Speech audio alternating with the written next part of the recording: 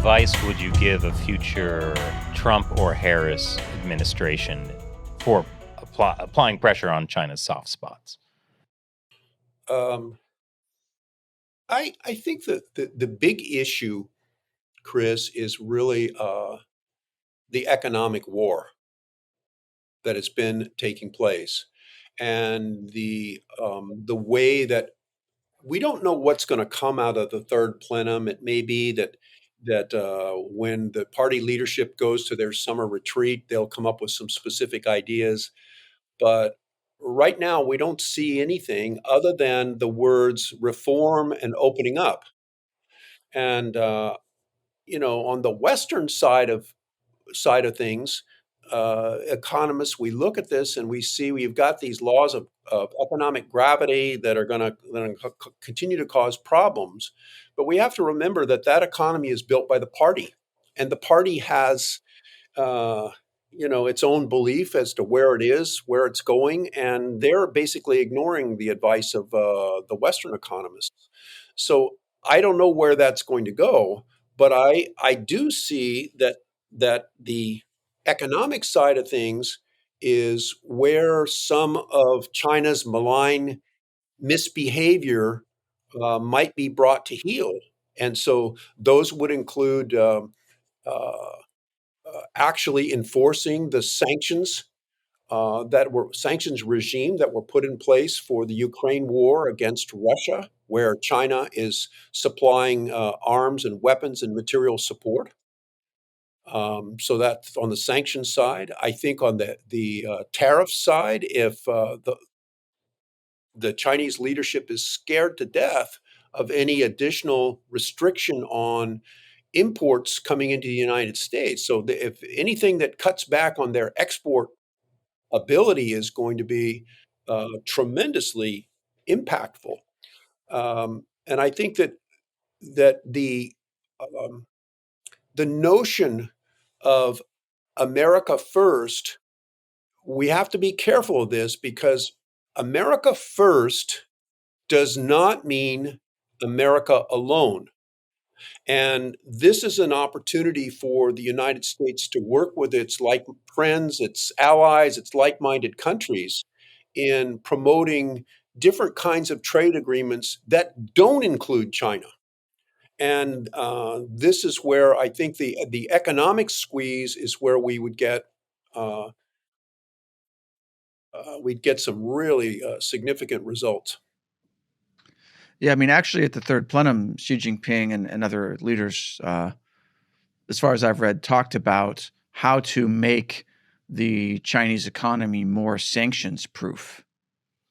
So they're clearly worried about something. Well, I mean, that we're really close to, I mean, look, Matt, we're operating with an administration in the home stretch. We're operating with an administration that is very risk adverse. We're operating with an administration that is having enormous difficulty on a foreign policy and a military level handling the current world conflicts in Ukraine, in Gaza, in the Red Sea, around the Senkakus, in Taiwan, and the West Philippine Sea, and on and on and on. And I think that we have to bear in mind that type of it's sort of like unwilling to walk and chew gum at the same time. That inability to handle these types of things makes them, um, you know, not really want to do anything. And that just exacerbates the whole problem that we've been talking about throughout the Indo-Pacific region, because that adds to the challenge of lack of deterrence. Do you think, on the flip side of, we talked about the third plenum, China being weak economically, that being a place for other countries to hit on China's soft spots, in terms of the CCP looking at the US election and things like, Biden stepping down, Harris coming in on the Democratic Party side, the assassination attempt against Trump. Like, it seems like there's a lot of now, usually in July and August, it's not really ramped up yet, right? Correct. And now it seems like this may be a unusual and chaotic election season. Do they look at, times like this in the US and go, well, maybe this is an opportunity for us to, do some things that ordinarily would get us negative attention, but we might get away with it now? What are America's soft spots? Well, this, in some ways, Shelley, this ties back to Matt's question about sanction proofing the Chinese economy, and the issue that the leadership in Beijing has got to be thinking about as they look at these soft spots on the U.S. side is, are we sufficiently prepared if we make a move to handle, for instance, our banks being cut out of the SWIFT system? Can we handle the energy chop off if the Malacca Strait is closed? Are we prepared on the military side, having just changed the leadership out another time? So that's what you have on the Chinese side of the ledger. And certainly as they look at the US, the implication of your question is is very astute, because you're seeing a time envelope in which many people say that, if Xi Jinping is going to make a move against Taiwan, uh, boy, this is sure looks like the window of time to do it, because essentially the U.S. is crippled in its leadership.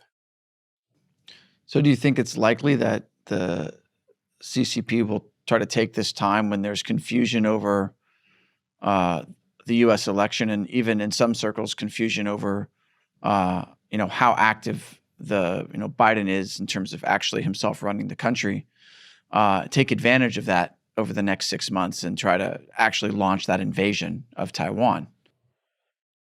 I would say there's a threat of invasion, Matt, and so the way to look at this is to do kind of a risk analysis. And what you have to do is you have to say, okay, and I'm speaking from the perspective of Xi Jinping now.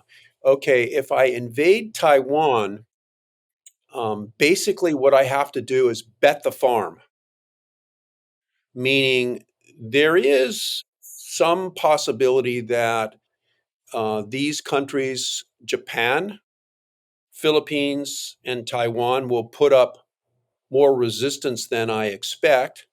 And there is this possibility that the United States will do what it could do, and that is step in. So, do I want to bet the farm? And as we look at that risk on the Chinese side, I would say that the risk is down below the 50% mark. However, that being said, Matt, you never want to bet the sovereignty of a country on a 45% or a 35% or a 25% risk. You've got to prepare as if it was an 80% chance that the Chinese were going to come across the Taiwan Strait. And so the important thing to be done between now and change of administration is that all of the levers that we can push in terms of encouraging arms sales to Taiwan, support for Japan, support for the Philippines, are critically important. Because even if the risk is below 50%, um, you never want to bet the sovereignty of one of your allies or like-minded countries on a lower risk.